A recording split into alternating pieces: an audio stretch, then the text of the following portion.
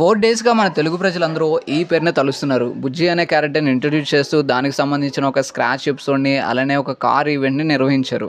ఇది చూసిన తర్వాత భైరవ క్యారెక్టర్ మీద 'కల్కి' సినిమాలోని మనం చూడబోయే ఓల్డ్ మీద ఒక క్లారిటీ వస్తుంది. కంప్లీట్‌గా ఇది ఫ్యూచర్‌లో జరగబోయే స్టోరీ. అండ్ దీనిలోని ఒక డిస్టోపియన్ ఓల్డ్ బిల్డింగ్ ఉంటుంది. ఇప్పటివరకు ఇలాంటి కాన్సెప్ట్ మన తెలుగులో రాలేదు. మన తెలుగు ఆడియన్స్ దీన్ని ఎలా అర్థం చేసుకుంటారు? సింపుల్గా అందరికీ అర్థమయ్యేలాగా మూవీ టీమ్ ఎలాంటి జాగ్రత్తలు తీసుకుంది. సో ఈ వీడియోలోని కల్కి ఓల్డ్ బిల్డింగ్ గురించి, భైరవ క్యారెక్టర్ గురించి రీసెంట్గా రిలీజ్ అయిన టీజర్ని బేస్ చేసుకుని ఎక్స్ప్లెయిన్ చేయడానికి ట్రై చేస్తాను. అసలు డిస్టోపియన్ ఓల్డ్ అంటే ఏంటి? ఇలాంటి టైప్ ఆఫ్ ఓల్డ్ బిల్డింగ్ని హాలీవుడ్ మూవీస్లో మనం చాలాసార్లు చూసుంటాం. ఇలాంటి కైండ్ ఆఫ్ ఓల్డ్ బిల్డింగ్ని క్రియేట్ చేయాలంటే కొన్ని కీ ఎలిమెంట్స్ ఉంటాయి. ఫస్ట్ ఈ సొసైటీ అంతటిని కంట్రోల్ చేస్తూ వాళ్ళ గుప్పెట్లో పెట్టుకున్న ఏదో ఒక సంస్థ ఉంటుంది. మేబీ సినిమాలోని వాళ్ళు రైడర్స్ అయి ఉండొచ్చు. హ్యూమన్స్ బతకడానికి ఆబ్వియస్గా రిసోర్సెస్ అన్ని తక్కువగా ఉంటాయి అండ్ టెక్నాలజీ డామినేషన్ ఎక్కువగా ఉంటుంది. హ్యూమన్స్ ఫ్రీడమ్ కోసం వాళ్ళ కంట్రోల్ చేసే అథారిటీ మీద ఫైట్ చేయాలి అనుకుంటారు. వాళ్ళనే రెబల్స్ అంటారు. ఈ వరల్డ్ ఫిక్షనల్ అయినా సరే ప్రజెంట్ మన వరల్డ్లో ఉన్న నెగిటివ్స్ అన్ని హైలైట్ చేసి ఫ్యూచర్లోకి తీసుకెళ్తే ఎలా ఉంటుందో సేమ్ ఈ ఓల్డ్ బిల్డింగ్ కూడా అలానే ఉంటుంది. ఫ్యూచరిస్టిక్ ఫిలిమ్స్ అన్నీ ఈ టైప్లోనే ఉంటాయి. కాకపోతే ఈ ఫిలిం మన ఇండియాలో జరగబోతుంది కాబట్టి, అలానే మహాభారతంలో స్టార్ట్ అవుతుంది కాబట్టి మేబీ మన ఇండియా ఫ్యూచర్లోకి వెళ్తే ఎలా ఉంటుందో ఈ ఫిలింలో చూసే ఛాన్స్ ఉంది. ఇంకా సెకండ్ పాయింట్ బౌంటీ హంటర్స్. ఈ వరల్డ్లోని వీళ్ళకి ఫ్రీడమ్ ఎక్కువగా ఉంటుంది. ఎవరో ఒకరు వీళ్ళని హైర్ చేసుకుని వీళ్ళకి ఒక పని ఇస్తారు. ఆ పని కంప్లీట్ చేయడానికి వీళ్ళు పనిచ్చిన వాళ్ళ దగ్గర కొంత మనీని తీసుకుంటారు. సింపుల్గా బౌంటీ హంటర్ చేసే పని ఇది. ఇంకా మన భాషలో మాట్లాడుకోవాలంటే జిఓటీ యూనివర్స్లోని ఫేస్లెస్ మ్యాన్ లాగా అనమాట. కాకపోతే ఈ బౌంటీ హంటర్స్ కంటూ కొన్ని రూల్స్ ఉంటాయి. వీళ్ళ ప్రైమరీ గోల్ వచ్చేసి టార్గెట్ ని పట్టుకోవడం. వీళ్ళకి పనిచ్చిన వాళ్ళు ఆ పని మంచి కోసం చేస్తున్నారా చెడు కోసం చేస్తున్నారా అనే విషయాలు ఈ బౌంటీ హంటర్స్ కి అనవసరం. వీళ్ళ దగ్గర ఎక్కువ గ్యాడ్జెట్స్ ఉంటాయి. టార్గెట్ ని పట్టుకోవడానికి వీళ్ళకంటూ కొన్ని పద్ధతులు ఉంటాయి. బౌంటీ హంటర్స్ అనేవాళ్ళు ఎక్కువగా స్కిల్ఫుల్ వారియర్స్ అయి ఉంటారు. ఫైటింగ్ లోను, హ్యాండ్ టు హ్యాండ్ కాంబాట్ లోను ట్రైన్ అయి ఉంటారు. వీళ్ళకి సంబంధించి ఇంట్రెస్టింగ్ థింగ్ ఏంటంటే మాక్సిమం వీళ్ళకి బ్యాక్ స్టోరీస్ ఉంటాయి. హంటర్ గా ఎలా మారారు, వీళ్ళ స్కిల్ ని ఎలా సంపాదించుకున్నారు అనే దాని గురించి ఖచ్చితంగా ఒక బ్యాక్ స్టోరీ ఉంటుంది. మేబీ ఈ మూవీలో కూడా భైరవ కూడా ఒక బ్యాక్ స్టోరీ ఉండే ఛాన్స్ ఉంది. ఈ ఇంట్రడక్షన్ ఆఫ్ బుజ్జి టీజర్ లోని భైరవ క్యారెక్టర్ చాలా ఫన్నీగా ఉంటుంది. ఎప్పుడో కల్కి మూవీకి సంబంధించిన గ్లిమ్స్ వచ్చినప్పుడు ఆ ఈవెంట్ లోని ప్రభాస్ మాట్లాడుతూ నాగశ్విన్ ఆ క్యారెక్టర్ ని చాలా ఫన్నీగా రాశారని చెప్తాడు. ఆ గ్లిమ్స్ లోని హీరో చాలా సీరియస్ గా కనిపించినా సరే ఈ టీజర్ రిలీజ్ అయిన తర్వాత ఒక క్లారిటీ వస్తుంది. తన దగ్గర ఉన్న బుజ్జి ద్వారా చాలా ఫన్ జనరేట్ అవ్వబోతుంది. ఫ్రమ్ స్క్రాచ్ ఎపిసోడ్ 1లోని ఒక టైర్ తయారు చేయడం చూపించారు. సేమ్ టైర్ ఇప్పుడు బుజ్జి కార్కు ఉంటుంది. ఇది నార్మల్ కార్ టైర్స్ లా కాకుండా కొంచెం డిఫరెంట్ గా ఉంటుంది. అండ్ ఈ కార్ ని కూడా మూవీ కోసమే నిజంగానే తయారు చేశారు. ఇది రియల్ వరల్డ్ లో కూడా వర్క్ అవుతుంది. ముందు ఈ ఐడియాని అర్థం చేసుకోవాలంటే కొంచెం టైం పడుతుంది. తర్వాత దీన్ని ఇంప్లిమెంట్ చేసి తయారు చేయడానికి ఇంకా టైం పడుతుంది. సో ఆబ్వియస్ గా బ్యాక్గ్రౌండ్ లో ఇంత వర్క్ జరుగుతుంది కాబట్టి సినిమా రావడం కూడా లేట్ అవుతుంది. ఈ బుజ్జి టీజర్లోని మన ఇండియాలో ఉన్న అన్ని లాంగ్వేజెస్ మాట్లాడడం మనం చూసాం. అలానే ఇంతకు ముందు వచ్చిన అశ్వత్థామ టీజర్లో కూడా అన్ని లాంగ్వేజెస్ ఉంటాయి. ఈ మూవీ పాన్ ఇండియా ఫిలిం కాబట్టి అన్ని లాంగ్వేజెస్ పెట్టారో అనుకుందాం. కాకపోతే ఈ టీజర్లోని రెండోసారి ఇలా చేయడం వల్ల నాకు ఇంకొక డౌట్ వచ్చింది. నిన్న ఈవెంట్లోని ప్రభాస్ వస్తున్నప్పుడు ఇక్కడ ఒక స్క్రీన్ చూపించారు. ఇది కల్కి వరల్డ్లో చూపించబోయే ఒక ప్లేస్ అనమాట. ఇక్కడ కూడా అన్ని లాంగ్వేజెస్ ఉంటాయి. మేబీ ఈ వరల్డ్లోని అన్ని లాంగ్వేజెస్ మాట్లాడే వాళ్ళు కూడా ఉన్నారేమో. అందుకే ఈ సినిమాని ఇండియాలో కాకుండా మొత్తం వరల్డ్ వైడ్గా తీసుకెళ్ళడానికి ప్రయత్నం చేస్తున్నారు. మేబీ వరల్డ్ వైడ్గా కనెక్ట్ అయ్యి ఉంది కాబట్టే ఈ ప్రయత్నం చేస్తున్నారు అనుకుంటా.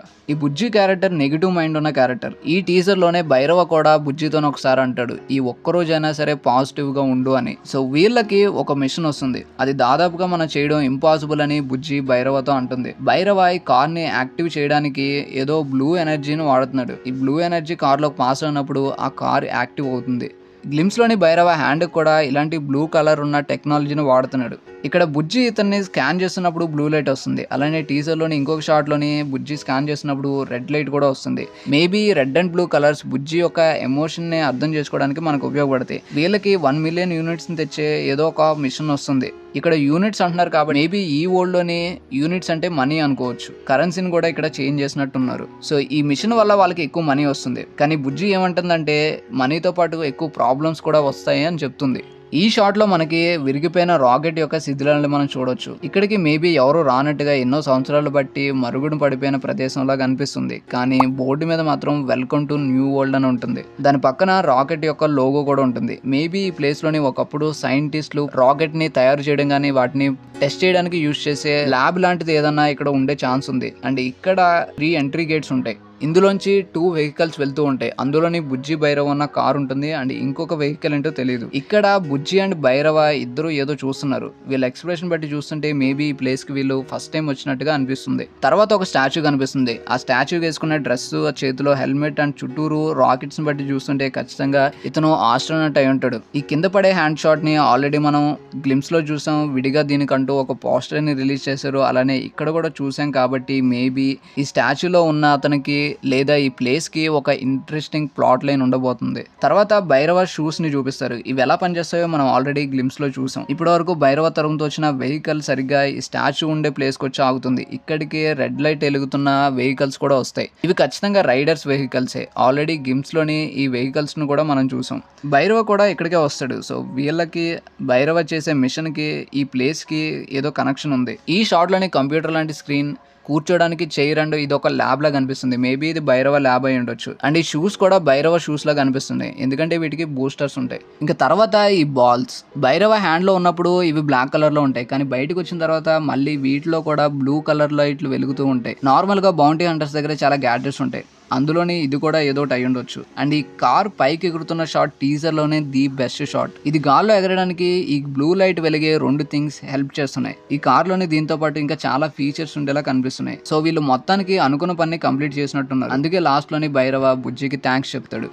సో నార్మల్ ఒక బౌంటీ హంటర్కి ఎన్నో ఏళ్ల బట్టి భూమి మీద నివసిస్తున్న అశ్వత్థామ క్యారెక్టర్కి లింక్ ఏంటి? వీళ్ళిద్దరిని కనెక్ట్ చేసేది మేబీ ఒక పాయింట్ అయి ఉండొచ్చు. ఇప్పటిదాకా టీజర్ని బేస్ చేసుకొని చూస్తే శివలింగం ఉన్న గుడిలోకి ఒక రోబోట్ వెళ్తుంది. ఇక్కడ భైరవ క్యారెక్టర్ కూడా శివుడికి రిఫరెన్స్, తన మీద ఉండే బుజ్జి కూడా శివుడి మెడలో ఉండే పాముకి రిఫరెన్స్. అలానే శివలింగాన్ని చూపిస్తూ శివలింగాన్ని పూజిస్తున్న తన భక్తుడైన అశ్వత్థామను కూడా చూపించారు. సో ఇలా మైథాలజీకి సంబంధించి శివుడికి సంబంధించి చాలా రిఫరెన్సెస్ ఉన్నాయి. అండ్ ఈ రోబోట్ మేబీ భైరవదే అయి ఉండొచ్చు, ఎందుకంటే దీన్ని ఎవరో కంట్రోల్ చేస్తున్నట్టు ఈజీగా మనకి కనిపిస్తుంది. సో మేబీ భైరవకి ఈ అశ్వత్థామని పట్టుకోమని కానీ లేదా ఈ గుడిలోకి వెళ్ళమని కానీ ఏదో ఒక మిషన్ ఇచ్చి ఉండొచ్చు. దాని ద్వారా భైరవ అనుకోకుండా అశ్వత్థామని కలిసి ఉండొచ్చు. ఇలా చూస్తే లాస్ట్ టీజర్ లో మనం అనుకున్నట్టుగా ఆ చిన్నపిల్లడి క్యారెక్టర్ భైరవ క్యారెక్టర్ కాకపోవచ్చు. ఈ భైరవ క్యారెక్టర్ ని పక్కన పెట్టేస్తే అసలు కల్కి ఎవరు ఇవన్నీ తెలియాలంటే ఖచ్చితంగా మనం మూవీ రిలీజ్ అయ్యేంత వరకు వెయిట్ చేయాల్సిందే. సో ఖచ్చితంగా ఈ టాలీవుడ్ లోని ఈ మూవీ తీయడం ఒక రేర్ ఫీట్. ఇప్పటిదాకా విజువల్ గా ఈ సినిమాని ఎలా చూపిస్తారన్న డౌట్స్ అన్ని ఈ టీజర్ తోని క్లియర్ అయిపోయి ఉంటాయి.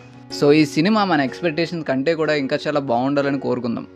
ఈ బ్రేక్ డౌన్ చూసిన తర్వాత మీకేమనిపించిందో కింద కామెంట్ చేయండి. అలానే కంటెంట్ నచ్చే ఛానల్కి సబ్స్క్రైబ్ అవ్వండి. Thanks for watching. To this, you just can't believe that someone's actually gone out and made something like this.